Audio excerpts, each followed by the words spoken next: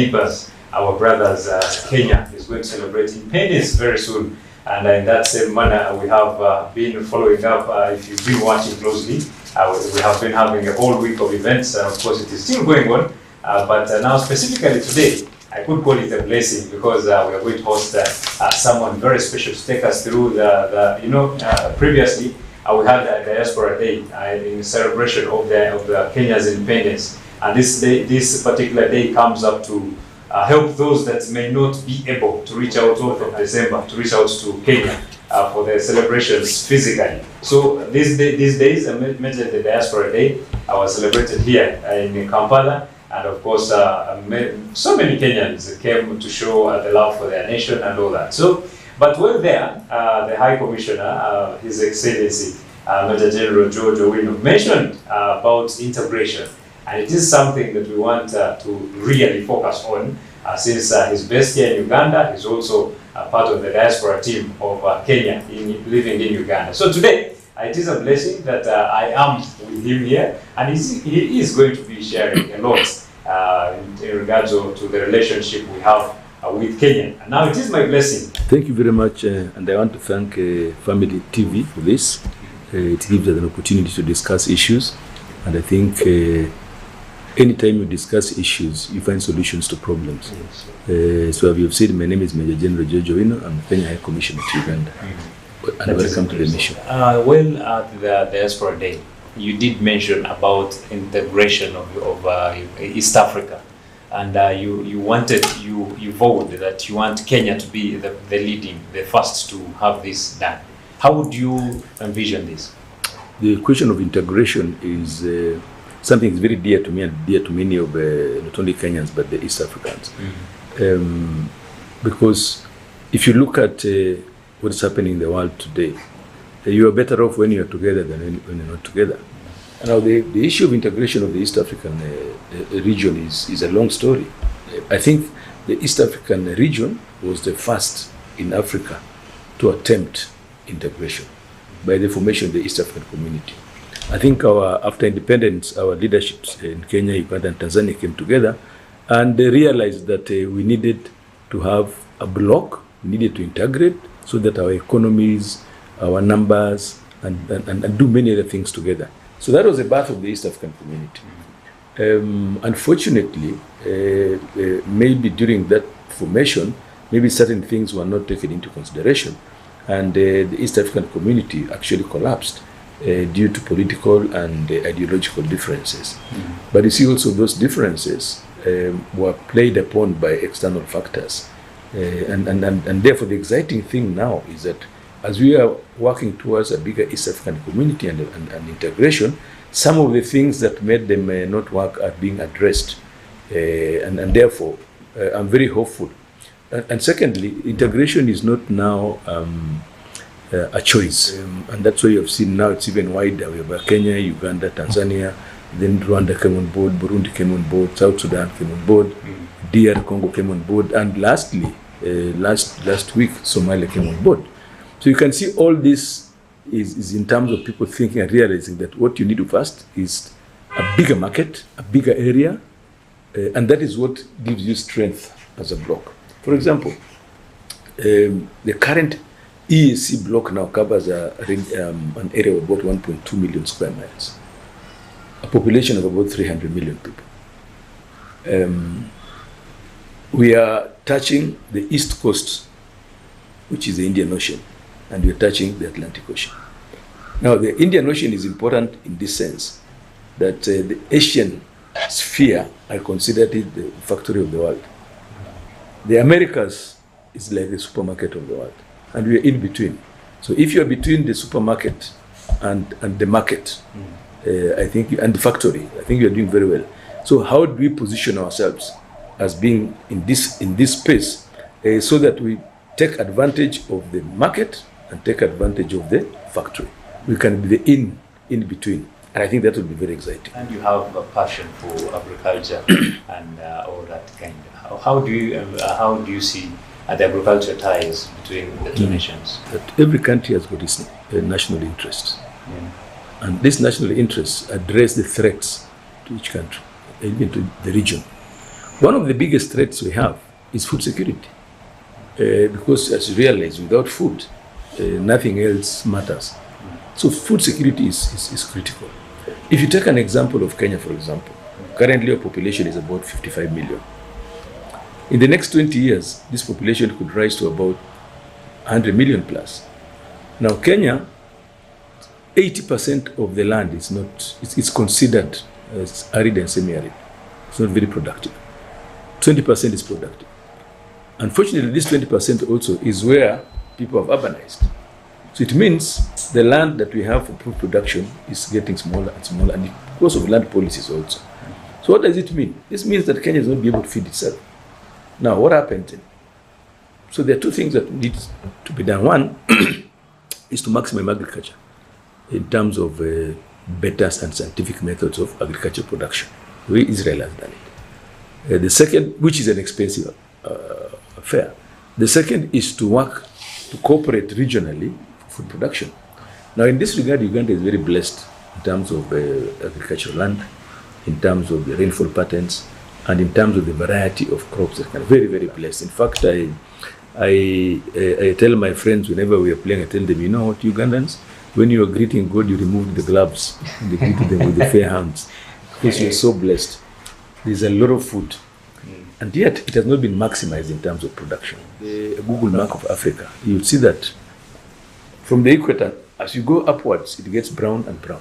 As you get southwards, brown and brown. Uganda is at the center here, green. So you take Uganda, Tanzania, DR Congo, that is a highly productive area in terms of food. And Uganda is at the center of that. So Uganda can be an anchor country, or an anchor nation, to provide food, not only for the region, but for the wider Africa.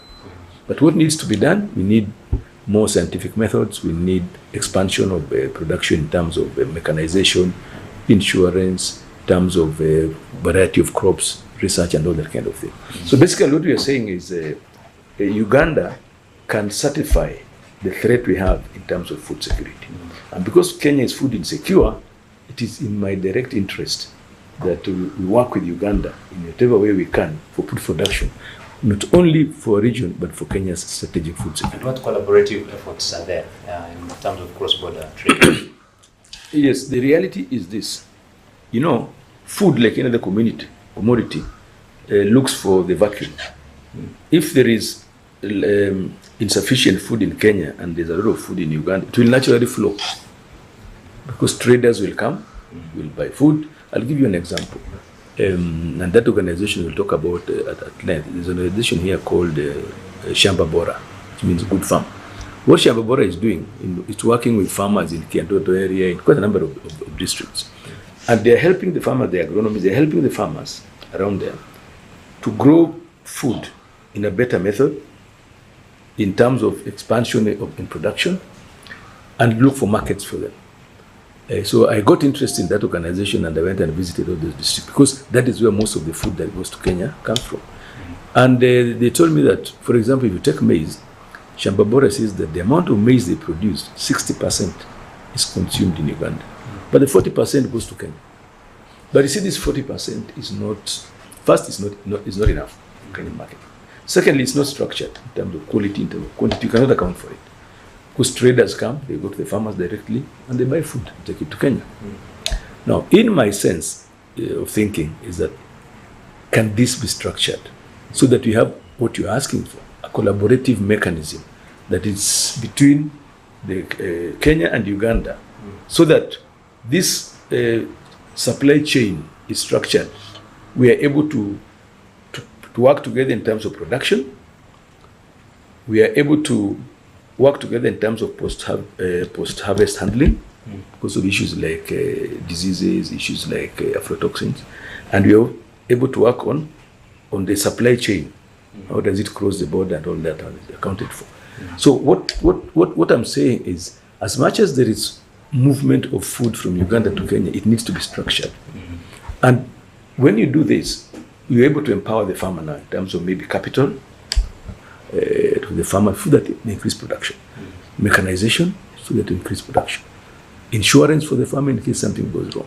The markets, connecting the farmer to the market. When I traveled around, I realized there's lack of information between the market and the farmer. And we went with some marketers, and they were saying we don't have enough of this commodity. And the farmer is saying, but we're growing this, we don't know who to sell to. So you see, we need that connectivity. So we need all this chain to work on this loop, and that's what I'm working on with some financing companies, with some mechanization companies, with insurance companies, and we have actually almost put this together now that we'll be able to sell this to the two governments. This is the way we can structure food production in Uganda for the benefit of the farmers in Uganda, working with the farmers from Kenya, and working with the Uganda, particularly the Kenyans in the diaspora that you met on Saturday, that they get involved in working with Ugandans for food production, particularly for Kenya's food security. And do you think there should be need, because I feel to see, I trust you moved around, most farmers are doing food farming locally. They plant their things locally. There's no much use of technology, I may say. Is there a need to improve that, and how do you think the two governments can help the farmers out there? Actually, I wanted to thank those farmers for supporting Kenya in terms of production. And you realize that you'll find a farmer, and by the way, most of them I found were women.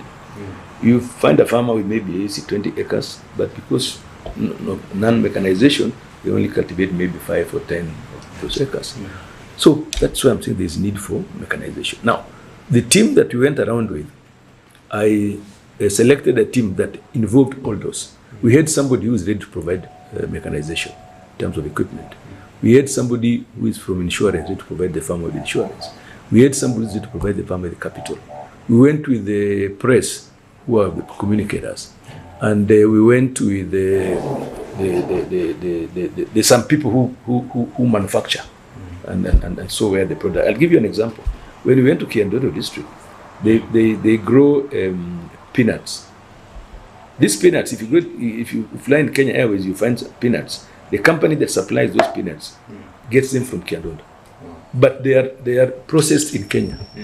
So I asked the gentleman, why are you not processing it here? See, we don't have enough volumes, because I cannot bring a factory here if there are no volumes. And the farmers are saying, if we plant, we don't know where to sell. So you see, now we have connected the supply and the demand. And now the farmers there will be able to grow the volumes. So you can see what it needs. We see this opportunity, but we need to establish a framework so that even if you sell to government, there's a framework now. So me from Kenya, and my role here is to see an opportunity as the eyes of Kenya. And this opportunity exists. So we develop a framework within the two countries of how this can happen. One of the things we also realize there is that in terms of the power to control the market. So a farmer has planted whatever they have planted, a trader from Kenya comes, goes and dictates the prices and things like that. So what we are encouraging the farmers to have cooperatives, and that way they'll be able to be in charge of their products. There's a few cooperatives that exist. I found them and they're quite interesting. So we were urging farmers, you form cooperatives so that if anybody wants to come and buy your products, they don't buy from individuals, but they buy from a cooperative. And even the Kenyans in the diaspora, I'm encouraging to get involved in food production to join those cooperatives. And that kind of collaboration is what we want. One of the things that we think can work is that Kenya has a highly developed skill in terms of agriculture. We have a university college, Egerton University, typically said as an agricultural college. We have various colleges that are offering diplomas in agriculture, in animal husbandry, and there are quite a number of Kenyans actually who are working here as farm managers. So we want to maximize in that so that we work together with the Ugandans to be able to produce food more efficiently, abundantly in terms of increasing production, and of course connecting markets to the farmers themselves. I think that is an area that to me can work very, very well. Wow. And talking about investment, there is much need for investment in terms of agriculture. Are there measures being taken? I think the first increase production of whatever. I've given you an example of somebody who is ready to set up a factory here so that they have value addition, but who is saying they don't have enough volumes. So what it means is let's work towards, and also you don't tell the farmer you produce, we'll look for the market. Don't tell the market that you come and set your factory, there'll be production.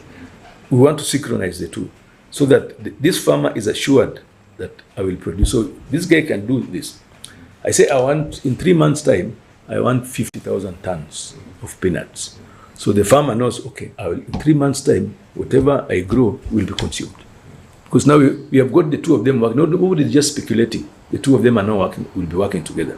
So that is one method of ensuring increased production and value addition, so the farmer makes a maximum profits from their proceeds if you have value addition. I know His Excellency the President Museveni is very particular about value addition, and he's right. If you take things like coffee, for example, we produce coffee here. Then somebody in Europe goes to make so much money out of that coffee that they don't grow coffee. German does not even grow one single coffee plant, but they are the highest in terms of consumption of our coffee and in terms of making money out of our coffee. So I think we can work together to empower these farmers by increasing their production and increasing the value addition chain. And how are the two countries working together to ensure food security? Now, there's a lot of collaborative efforts in terms of production. One, you realize that Uganda is Kenya's #1 export destination across a spectrum of goods and services. Uganda and Kenya are the biggest trading partners with each other. So that is in the areas of agriculture, in the areas of manufacturing and many other areas, in tourism even. For example, you'll be surprised to hear that last year, Ugandans were #2 in terms of tourists who came to Kenya after the US, and people don't know that. So now the two countries therefore are collaborating in terms of that. Now there is a forum that's called the Joint Ministerial Commission. The Joint Ministerial Commission is a forum where the individual ministries of the two countries interface. They meet once in every 2 years, and they sit down, and the Ministry of Agriculture and the Ministry of Agriculture of each country look at what are the issues. How can we maximize interchange in terms of agricultural issues? What are the problematic areas? If it is about tariffs, if it's about taxes, if it's about movement, if it's about laws and regulations which are different in each country, how do we harmonize this? So that is one forum and a structure that has been created by the two governments to ensure that we seamlessly deal with issues where we can benefit from each other, and where there are problems, we can solve those problems. This commission was supposed to meet this year, it was the end of this year, but Kenya requested that we meet at the first quarter of next year. So that is one very important forum that now allows the two countries to cooperate more in terms of almost everything, from manufacturing to production to tourism to regulation to security to intelligence and all that. What this forum does is that at the technical level, we have the technical officers, the trade officers, who look at what are the issues. What they cannot resolve, they take it to the ministerial level. That's why it's called the Joint Ministerial Commission. So at the ministerial level now, they look at the issues that needs to be dealt with. What cannot be dealt with at the ministerial level goes to the principals, the heads of state. So you can see how that escalates, and once the heads of state agree that this is what we need to do, then that is implemented. So I think there is a forum to deal with the concerns that you have. Okay. And now specifically, is there a mechanism of financing to help out these farmers, any collaboration between the two nations? Because we had the threat of a World Bank, meaning these foreigners can do anything at any moment if we do not abide by them. So there are quite a number of what I would call ways of doing this. First of all, to the farmers, the easiest and the lowest is to form cooperatives. These cooperatives where you save money, you contribute money, and you're able to access loans at that level. That is the one that is fairly workable. The second one, we have financial institutions. We have banks, for example. And when we went out, they actually went with Stanbic Bank, and we went with FinTech, and we were already working with farmers. These banks are able to give money to farmers in terms of loans. Unfortunately, you'll find some of these loans are quite expensive to the farmers, and the interest rates are a bit high. And more importantly, the loan is not synchronized with the activity. You find that if you're given a loan, you want to grow some crops, but you start paying the loan before you harvest. That becomes a challenge to farmers. we have been able to identify certain financial institutions that are ready to support the farmers in a more synchronized manner and with better interest rates. Very soon you'll get to hear about them, and they're focusing on food production. So I think we are making headway there, that we'll be able to link these financial institutions with the farmers in a better and more structured manner, and the farmers to be able to access less expensive loans that what they're accessing now. The two organizations that we've been having discussions with are ready to come on board and support the farmers in food production in a better way. And maybe a last one in terms of agriculture. What are their strategies to expand the market? Because the market could only be targeting here, but are there efforts to expand it globally? You know, the market is so huge, you cannot even meet the market. I'll give you an example. This gentleman from Shambabora is called Alfred Mwangi, that is working with farmers. He was telling us how when he went to China, there was a symposium on agriculture and food production. And he was telling them the story of Uganda, what they're growing, they can grow soybeans. So the Chinese said, oh, you can supply soybeans? He said yes. So they told him, okay, immediately we want 500,000 tons. Can we sign someone? 500,000 tons. He was shocked. So that is market. You cannot exhaust the market. But it's just a question of linking it and making sure that we get the right market. Can Uganda produce 500,000 tons of soybeans? For sure it can, and even much more. So it's a question of identifying the market and linking the farmer with the market, and the market is there. Secondly, Uganda is able to produce what we are talking about. And of course, we expand this cooperation in the East African Community region as a whole, and we'll be able to get there. His Excellency George Owinow, the High Commissioner of the Republic of Kenya to Uganda, and he's telling us about the relationship between Uganda and Kenya. And of course, remember, we're heading into Kenya's independence, so we shall be also be coming in for that. But let's first go for a little break and come back home. Issues at hand, powered by Protea Hotel by Marriott Entebbe. Comfort and luxury at its best.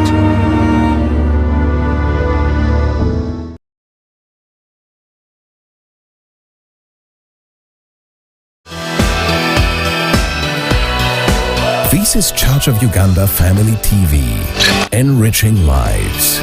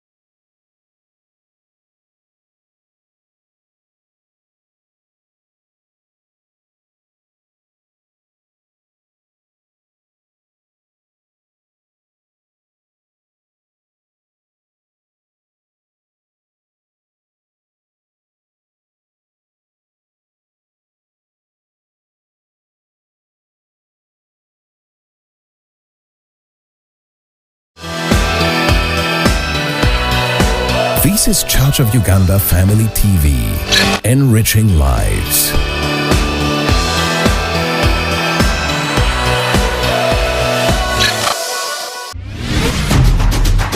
Issues at hand, powered by Protea Hotel by Marriott Entebbe. Comfort and luxury at its best. Welcome back. You're still here at Church of Uganda Family TV, and today, as I told you earlier, we are blessed to have the High Commissioner of the Republic of Kenya to Uganda, His Excellency General George Owinow, and is here with us. They're just in issues of relationships of the two countries. And now, Major, there in terms of security, what are the collaborative efforts to ensure safety in the two countries, Major, as well as the region? I think that there's a lot that's happening, a lot that is going on. First of all, Kenya and Uganda, geographically where we are joined to the hip. Issues of security, transborder security affects all of us. But just take you back a bit is that peace and security is one of the pillars of Kenya's foreign policy. We have peace and security, we have economic diplomacy, we have cultural diplomacy, we have environmental diplomacy that we are activating. Now, the peace and security, looked at it this way, is a national interest for every country. So for Kenya, our focus is to be at peace internally and to be at peace with everybody else. Now, Uganda and Kenya have always been linked in terms of peace and security issues, historically. So there's a lot of collaboration going on, particularly with security agencies. Like what I mentioned about the Joint Ministerial Commission, that means ministries of security, both internal security and external security, work together. Secondly, there are mechanisms that have been put in place. The biggest challenge that we have in terms of security, as the two countries, we don't have a problem in terms of security of each other. But of course, there are some security concerns that always happen, particularly transborder crime. We know that is there. Issues like terrorism, which affects all of us and must be dealt with collectively. So the two countries have a mechanism called a Joint Border Commission. The Joint Border Commission is a commission that involves the security agencies of all the countries, the two countries. And they deal with cross-border issues, cross-border crime, cross-border smuggling issues and all that. So and they have representatives of the police, the intelligence, the military, from both countries. So it's a very useful tool to deal with peace and security issues. So whenever any issue arises that threatens peace and security, that is a commission that deals with it. Now, we also have a lot of collaboration between the security agencies. For example, the militaries work together, train together, and look at strategic security together. They have a forum for the police chiefs. We have a forum for intelligence chiefs. And we have I mentioned about counterterrorism. We have a cell called the Fusion Cell, actually in Entebbe. The Fusion Cell brings in security agencies into one cell and they sit together, work together. It's a full-time cell who monitor now security situations and advise on how to deal with the security situation. The two countries have collaborative mechanisms to deal with the peace and security issues. Because we saw some time back they were in Kenya. In DRC, and what is the contribution of these forces? The force that is in the DR Congo is a very interesting one. It's the first time that it has happened. There are quite a number of mechanisms that deal with conflict within this region. First, we have the East African community have their own security elements. We also have an organization called the East African Standby Force, which is supposed to be a force on standby to deal with security issues. But you see, peace and security is a function of the UN and a function of the African Union, but sometimes it doesn't work very well. So as an East African community, when there is a threat to security in a particular area, like those in East and DRC Congo, the leadership of the EAC found it wise to establish a force that will be able to intervene and go and deal with the security threat in that region, as the countries themselves are dealing with the security threat, but to offer support in that regard.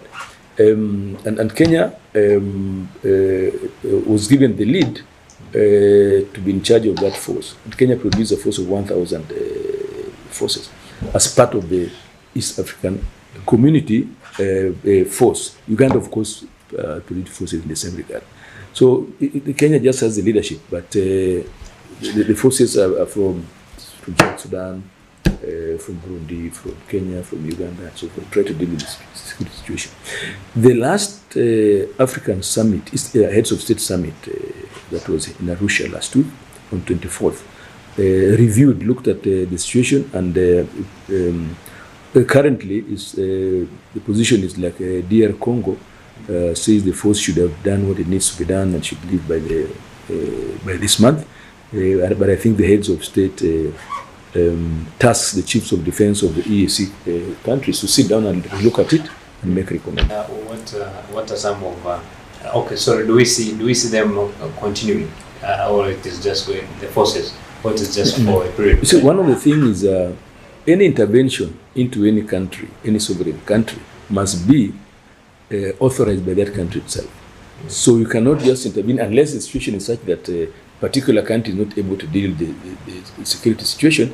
But typically, there must always be consent by the receiving country that come and support us in dealing with the security issue. If the country feels that they can do it themselves, then they'll say, okay, you've helped us this much, but I think now it's time for you to leave. So that is purely in the hands of a sovereign country like DR Congo to make that decision. If they think that the force has done what needs to be done, and what is left now they can deal with themselemselves, then they have that prerogative to do that. Well, is Kenya doing anything about, we have had the DRC condemning Rwanda of the supporting M23. Is Kenya trying to intervene in such, because we are brothers, East African region? I think one of the reasons why the East African community leadership sat together and decided that let us put this force to come and help in the issue of the security threat in that region. They must have realized that that requirement was there, and I think that is the right thing to do.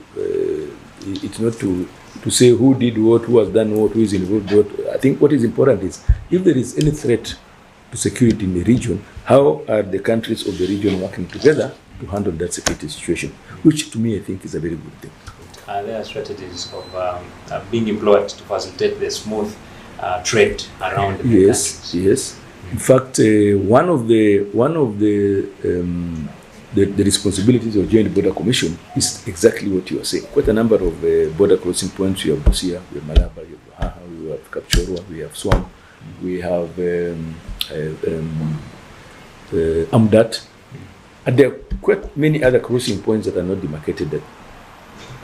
So the two governments have been working together very closely to develop a more structured and more smooth way of dealing with the border crossings. And that is how the issue of the one border stop point came up, where, for example, you find that the cells, that immigration, that police, immigration, cabs and all that, where you have the two countries with a one-stop border point working closely together so that to ease movement of goods and services across the two countries. They are not perfect. A lot of it is work in progress. Two, there are quite a number of new border crossing points that are coming up. So the more we increase the crossing points, the less burden we have in terms of congestion in the border points. So once in a while we always have problems, but I think they're normally dealt with amicably, able to ensure that there's a lot of traffic that moves between the two countries. So we must commend the two countries for doing that. It can be done better, it can be done more efficient, but there's a lot of work going towards that direction. Joint projects that could be upcoming, maybe to enhance the overall economic security of. There are a lot of projects. Kapchorwa Swam Road, where Kenya did on its part and Uganda did on its part, it's almost done. That is just to ease movement. There is a lot of programs coming up. For example, under the Nile Basin Initiative, there's a big water project. There's an existing one.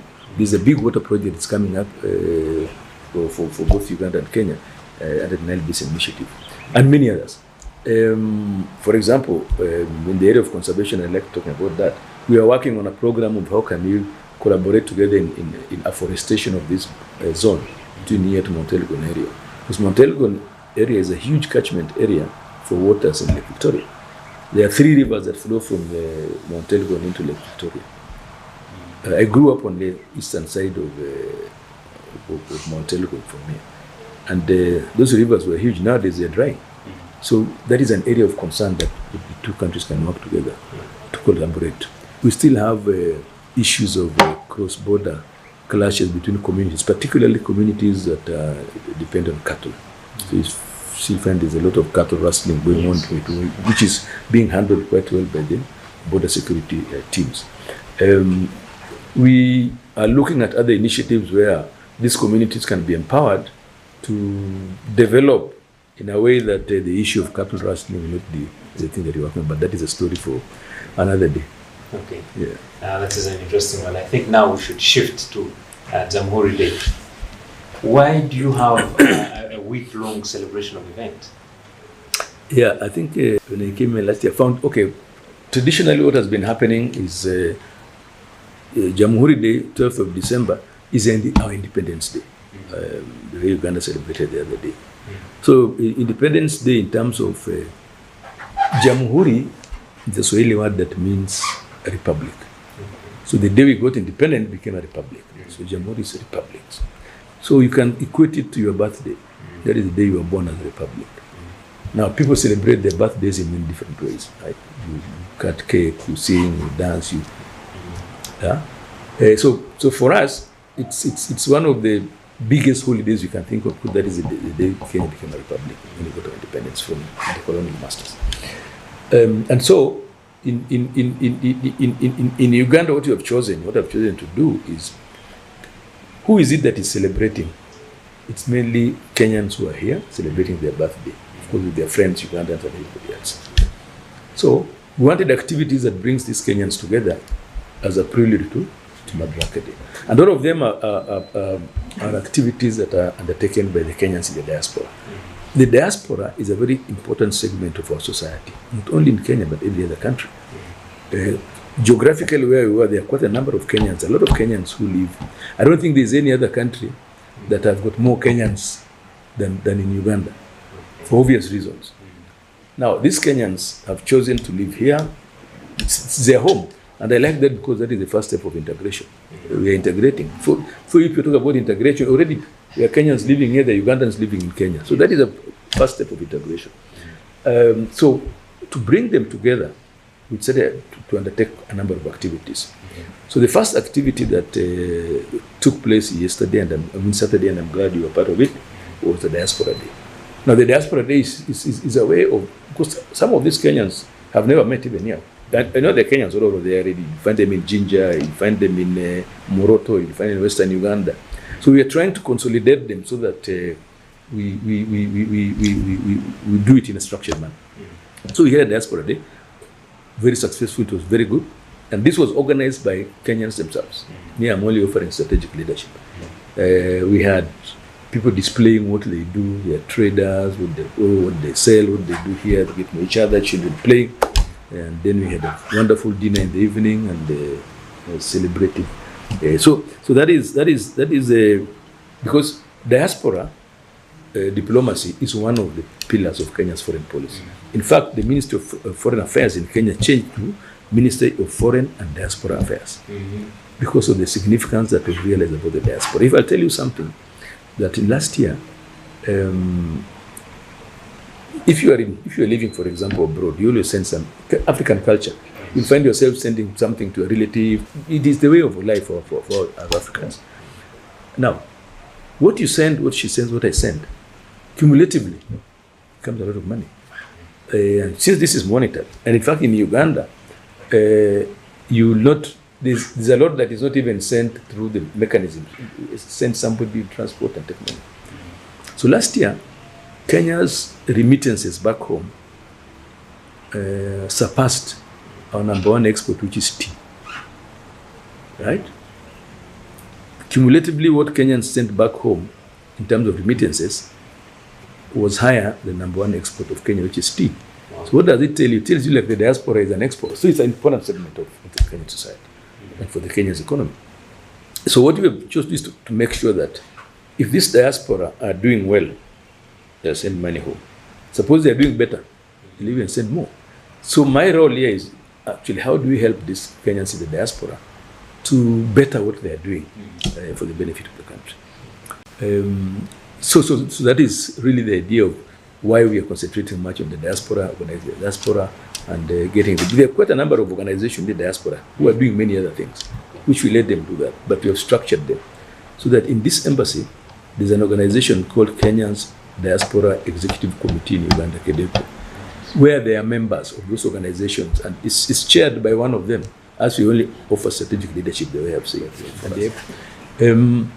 So that is the first activity. Now, the second activity that is happening tomorrow, we also realize that we have some social responsibility as a Kenya High Commission and as Kenyans in the diaspora. There are people living with difficulties, problems, maybe schools, with people living with disability, and so forth and so forth. So we identify some of them and try to see how we can support. Last year we identified a school like that, and they had certain needs. They needed wheelchairs, they needed clothing, they needed food, they needed. So we just contributed some money and we were able to support with the little that we have to that particular school. So we are doing the same again tomorrow. There's another school that we have identified also with certain problems. They don't have their own home, but they're putting up their own home. So all they needed are certain materials in terms of building materials, water tanks, all that, and clothing and blankets and all.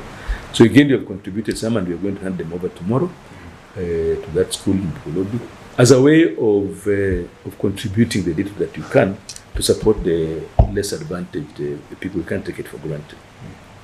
Then we have something that is also very dear to me, and that's about environmental conservation. Again, one of the 5 pillars of our foreign policy is environmental. Environment now is a key thing. You realize that there's a lot of climate changing. It's the talk now, COP28 just ended the other, it's still going on in Qatar. And coupled with that, His Excellency President William Ruto has a vision, 15 billion trees planted in 10 years as our contribution. Now, that is global. So how is this vision going to be realized? And it just started. You realize 2.5 weeks ago, we had a holiday that was meant specifically for planting trees in Kenya. I was there in Kenya at that time, and actually almost everybody I know planted trees. And the estimate is that 150 million trees were planted on that one day alone. So you can see the power of what people can do. Now, the structure is that back home, ministries, institutions, schools are all organizing themselves for planting trees. The government is supporting in terms of seedlings and so on, and other organizations. But us as Ministry of Foreign and Diaspora Affairs, we are operating outside Kenya. We are an extension of the Kenya government outside. So it is our responsibility also to contribute towards that vision by planting, because it does not matter where you plant the tree. Wherever you plant the tree, climate change does not have boundaries and borders. So that is what, as a Kenya High Commission now, we have undertaken, particularly with the Kenyans in the diaspora working with their Ugandan brothers and sisters. We have partnered with certain organizations that support greening. There's Pamoja Trust, there's 1 Million Trees, there's UNRWA supporting us, and quite a number are still coming. Looking at the Mabira forest, catchment forest, which has been devastated like any other forest in the world nowadays, to restock Mabira forest by an extensive program of tree planting. We chose a number of schools and institutions because schools are the best in terms of taking care of the trees. So we are not saying plant the tree, say grow the tree, which is just put it in the soil but take care of it, not just put it in and leave it. So we were lucky to have partnered with the Busoga College, given the Kenya High Commission 100 acres to plant trees. Yes. So that is the exercise we are starting on the 8th, Friday this week. We are starting with the first 2,500 trees. Already the ground is being prepared. We are working with the old boys of that school because they've been doing that, and the school itself. So already we are preparing ground. We already have the seedlings. UNRWA is supporting us in that, and 1 Million Trees is supporting us, and Pamoja Trust is supporting us. So we'll start symbolic planting on Friday. Now, because of the weather conditions, we see that the main rainfall season will be March, April next year. So between Friday, we'll be building capacity now so that come March, we want to populate the entire 100 acres with the trees. That will be about between 40 and 50,000 trees. When we are done with that, then if they give us additional land, we'll continue doing that. We also have 6 schools, 3 of them have already accepted, that we work with them in putting up seed beds, so that it's sustainable. We're able not to plant our own seed beds, and we're using that to plant onto the tree. Now, the focus is conservation and food security. So we are focusing on indigenous trees and fruit trees. And fruit trees, obviously, for food security. And indigenous trees, they're the best in terms of conservation. Uganda being blessed with the weather and the soils, I think it's going to be a viable project. Wow. Once we are done with the Mabera forest, in our dream, is not moving to Mount Elgon because they touch each other, the Mount Elgon area. And I'm sure we'll build momentum and get further support for that. And then, of course, look at the Lake Basin, Lake Victoria Basin. So that is something that we are proud of as a mission, that we are spearheading this and working together with other, like only for the president's vision, but for the common good of humankind, that we are helping to green the society. Wow. Okay, briefly, maybe you could talk about the 12th of December. Are you going to take Kenyans there, or this is enough for them who are here? Before the 12th, that is one of the activities in terms of conservation. The other activity we also have as Kenyans, you realize that the year ends, and you sometimes you forget to thank God for the year. He has done so much for us. He enabled us to get where we are. So we have a Thanksgiving Day. The Thanksgiving Day is just a day of prayer and we look at reflection. And the Kenyan diaspora in Jinja, not in Jinja, in Entebbe. Yes, are the ones who are organizing that. We are supporting them, of course. So we just have a day there of prayer and reflection. And then maybe have a cup of tea after that with Kenyans. And again, it's an activity that brings Kenyans and Ugandans together in terms of reflection and thanking God for taking us where we have taken us. The other activity again that we enjoy most, we have a golf day, a Kenya Golf Day. So on Saturday we'll be having a Kenya Golf Day at Uganda Golf Course. Last year we did, and we also planted trees during the Kenya Golf Day. We'll do it again. So we have people who are supporting us on that. So we'll be having a Kenya Golf Day as one of the other activities that is leading towards the Jamhuri Day celebration. So you can see that is a build-up that you have had. And then of course on the 12th itself now, we'll have the actual birthday, actual Jamhuri Day celebration. This is basically a formal kind of function. We invite members of the diplomatic corps, we invite people from government, we invite people from business, and just across the spectrum of Kenya's. Not very many, maybe 200 to 300 people that you can afford. We just come together, share experiences, have some water, some drink, some food, some entertainment, and we'll have said now that basically that's what we are doing. Build up towards our birthday with activities that is focusing on primarily on the Kenyans in the diaspora. Maybe your message out there, your Jamhuri Day message to first and foremost, let me take this opportunity to thank Family TV for giving me this opportunity. And I want to invite all our friends, Kenyans, Ugandans, East Africans who are available to participate with us in these activities where you can. Quite a number, of course, participated on the Diaspora Day. When we are planting trees, we are asking people to come and support so that we work together in planting trees. During our Thanksgiving Day, please come, we pray together.